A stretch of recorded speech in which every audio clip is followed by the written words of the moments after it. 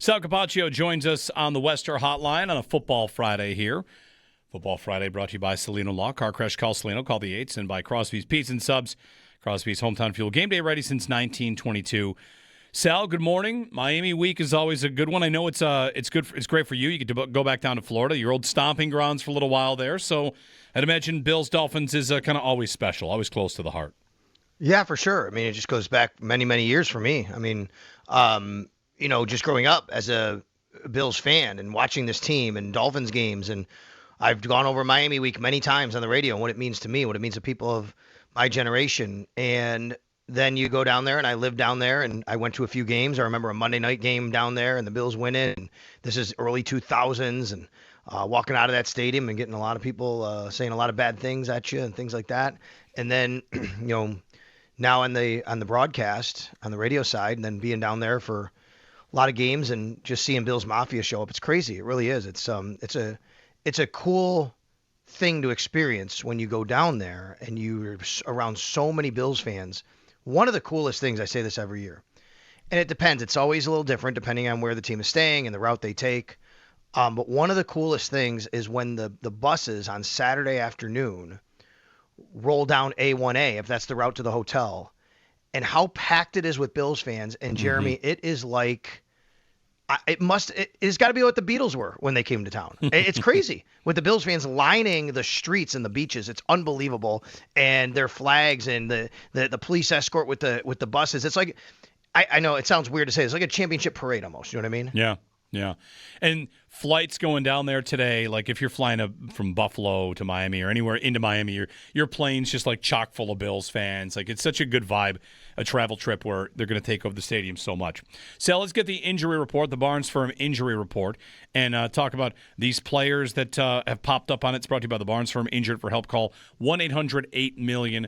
Christian Benford still on that injury report, which is probably, I don't know if that's the biggest story, but to me, that's the most unexpected one, right? That might have happened at practice, and Benford's still on the injury report. What else are we looking at? Yeah, so he was a DNP yesterday after being limited Wednesday, of somewhat of a surprise, a big surprise, I guess, because we didn't know that he would be limited, so apparently something must have happened at practice. But that being said, when you go from limited on Wednesday to not playing on Thursday, that's not a good sign. At this point, when Sean McDermott joins me on the Northtown Automotive Extra Point show today, I would probably expect him to say that Christian Benford isn't playing, but you never know. He may say, hey, we backed off him. We're going to see how he goes today. That could very well be it. And if that's the case, Jeremy, if he doesn't play, you're probably looking at Maxwell Hairston getting his first ever NFL start. So that'll be interesting. And then A.J. Epinesa in concussion protocol, I would say progressing through, but I don't know what stage he's at, but he hasn't been on the field yet. Sometimes these guys are on the field, and he wasn't in protocol until the next day, right? It wasn't like during the game something came up and we knew that, so that's a day behind what you'd normally get there. Shaq Thompson has not played yet this week, has not practiced with that hamstring, so that's not good news. That's 2 straight DNPs. Now let's get to the good news. There was some. Joey Bosa and James Cook, after both having wrist for Bosa, ankle for Cook, DNPs on Wednesday, were back in limited capacities. I watched. Bosa did have his right wrist, one of his wrists, I can't remember, taped pretty heavily. And then James Cook, I couldn't tell if he was really taped up. He's always taped up anyway on the ankles, but he was doing running back drills. So he's going through bags. So he looked good. That like, to me, it looked like things were trending well there. Very good news to get Daquan Jones back after missing a couple of weeks here, limited. And then Taron Johnson was back as well, limited, and Joshua Palmer. So those are all on the good side, obviously. Yes. At defensive end, Sal, we've seen a little bit of Landon Jackson as an idea here, right? You've got guys that are banged up. Bosa limited, as you mentioned. Epinesa did not practice. Could we see for the third time? He's dressed twice. He dressed in the New England game and the Atlanta game. You think we could see some Landon Jackson this week? I do. We'll see how the Bills want to play it, but I think it's very possible. I mean, just by numbers, you have to think about the fact that could probably happen given the injury situation they have, especially with Epinesa. I mean, if it was, they lost Hoyt, and that already brings you to, okay, does Jackson dress? But if A.J. Epinesa is not dressing, then, I mean, I don't think you have any choice. You have to. I mean, you have Greg Rousseau, Joey Bosa, and Joey Bosa's dealing with an injury, by the way, Javon Solomon and Landon Jackson. That's it. They just signed Kingsley Jonathan to the practice squad unless you're going to elevate him and sit Landon Jackson, which would not be a good sign whatsoever. So I don't think you're going to see that. So, yes, I do think you'll see Landon Jackson play this week in some capacity. He'll dress, and we'll figure how the Bills will watch and see what the Bills are thinking about his usage, I should say, because it's not to me, Landon is not the kind of player that you're just swapping where Michael Hoyt was. That's going to come internally from probably Javon Solomon, Dorian Williams. Landon Jackson's an edge-setting defensive end. That's what he is.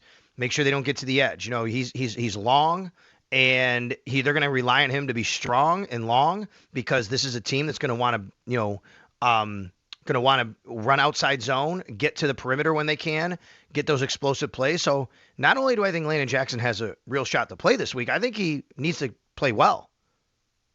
Sal Capaccio on the Western Hotline talking about Bills-Dolphins and this matchup. The first matchup, Sal, what do you remember from it? I know it was close in the second half. The Dolphins had forced a stop at 21-21, and they get a roughing the punter penalty on Zach Sealer, which is ultimately what sets the Bills up for the go-ahead touchdown. They win by 10. As a matchup problems, we got to talk about week-to-week leagues. They had great answers for the Chiefs. That doesn't mean they're going to have great answers for the Dolphins, even though they're favored, and we would all expect them to win because they often do. What about Miami's defensive approach? What about their offensive attack? Should Bills fans be a little wary of, if anything? Look, this is a team that relies on explosives and getting the ball in space to their playmakers. Devon Achane is one of those guys, and at any point he can come up with a really monster game. I read a stat, though, where he had his first 4 games in the NFL were all 100-yard games, and he has had only 4 of them in his last 30-something games, right? So it feels like there's something going on there with him and the O-line. I mean, I don't think the O-line, they've been banged up a little bit. Obviously the quarterback, there's a lot of questions right now what's going on with him long-term and future. But if he gets hot and that rhythm offense is going, Jalen Waddle can become a problem for you. And you have to be able to, withstand that. And I think that's, what the Bills are going to see.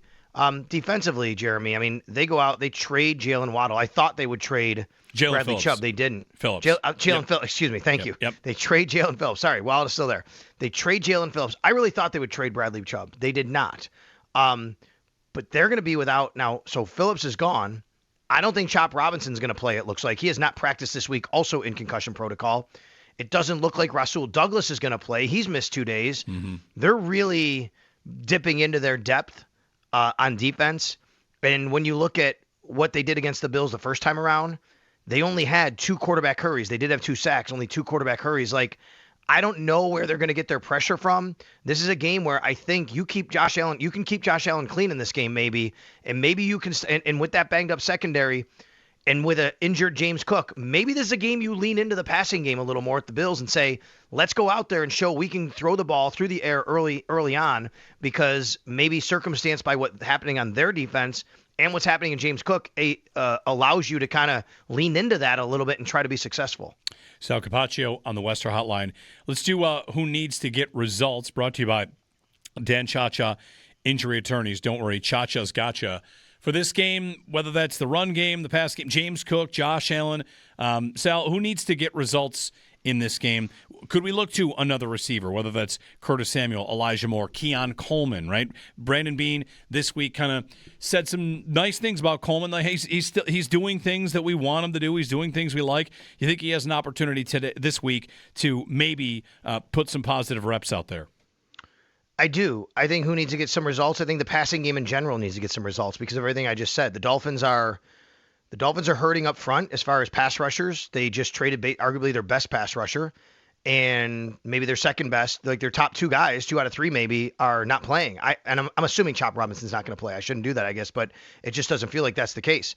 They're really dipping into the secondary. Rasul Douglas, they're missing a couple of different guys back there. So I think that this is a game where the Bills need to show in the passing game they can move the ball. The Dolphins already coming into this game, Jeremy, are 27th in the NFL, like what, 4th, 5th, worst, whatever that is, 7.22 yards a play in the pass game. Like they're giving up yards, chunk yards, and big yards, and per game, teams are throwing on them down the field. And I think this is a game where you'd like to see that a little bit. So I want to say get results, sure. That Keon Coleman, is that Curtis Samuel? We'd all love to see Keon Coleman have a breakout game. That'd be great. Then we wake up Monday morning, you're like, okay, things are starting to trend a little bit better here. Let's see if we can build on that. But I just think it's got to be the passing game in general. You'd love to see that happen, especially with a banged-up James Cook. Like, if you don't have to lean on James Cook to give him the ball 25 times a game. I know the Bills are really great at running the ball, but I think I want to see some results from the passing game. Sal Capaccio ahead of Bills-Dolphins. Sal, thanks for the time, and have a good trip. 10 o'clock today, Sean McDermott. What's the timeline? We got Sean McDermott, Pat Hammer. Yeah, so 10 to 12 is extra point show. Yep. Going to recap last night with Paul at 10:30. Look ahead to the weekend. Were you there last night? I was not there last night. And it's I'll say that I was thinking about opening the extra point show today. I'll just tell you, like, I will always watch the Sabres. I love watching the Sabres. I get excited to watch the Sabres. And it's Thursday Night Football, and I want to watch that. Once it was 1-0 and I saw the way the game was going, I was so frustrated. I just said, I'm watching football. Yeah. And I will check on the score, and if the Sabres tie it up, I'll turn it back on. I was so frustrated. That's what I did. I did not want to watch it because I was frustrated. And I just couldn't watch that. And it got me so upset. So I said, I'm going to watch football. And then I watched that stinker of a game. Oh, my God. It was terrible. That was a kind of game. If you're in Denver today, like if you're doing Denver radio today, you are talking just like Bills fans and Bills media have talked about the Bills in these games where, oh my God, I don't care what their record is. They are what is going on here? Yeah, 8-2, and they look terrible. Right? Yep, terrible. I came away with more questions about the Broncos than answers last night, even though they're 8-2 and they won again. I think. Same. Is really the question. Anyway, you asked me about Sean McDermott. He should come aboard a little after 11 a.m. today. Pat Hammer at 11:30. We'll get the weather report from down in Miami, where, by the way, Syracuse is also playing tomorrow at 3:30 p.m. Yep. All right. Thanks, Sal. Safe travels. You got it. Sal Capaccio. He's got the Northtown Automotive Extra Point Show coming up at 10 o'clock, 803-0550. The Super Great American Football Friday Frenzy at 9. And your calls along the way as well as we gear up for Bills and Dolphins here on this Football Friday on WGR.